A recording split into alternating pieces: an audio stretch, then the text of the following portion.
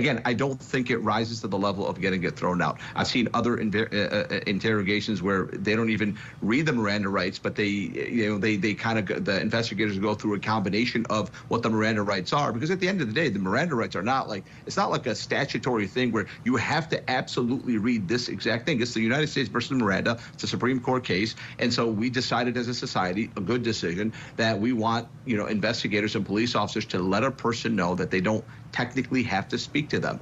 I believe they rose to that level. With that being said, this video is going to be introduced. So to answer your question, Julia, it's not only bad for her defense, it nullifies her defense. It nullifies almost every theory, right?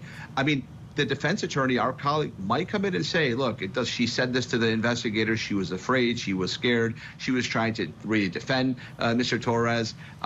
He'll have a good explanation of it. But I tell you, he's not going to put her on the stand. She's not taking the stand in her own defense, because guess what? Let's assume this thing is thrown out, and I don't think it is.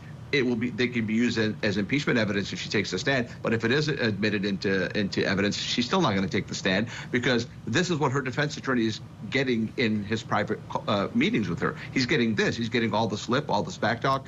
She's a person who just doesn't believe that she's wrong on anything that she says. Everything she says, she believes it's like a mic drop moment. And pretty much her entire 2-hour interrogation, you could tell she felt like she was a mic drop moment every time she opened her mouth. So I think it's going to nullify her defense.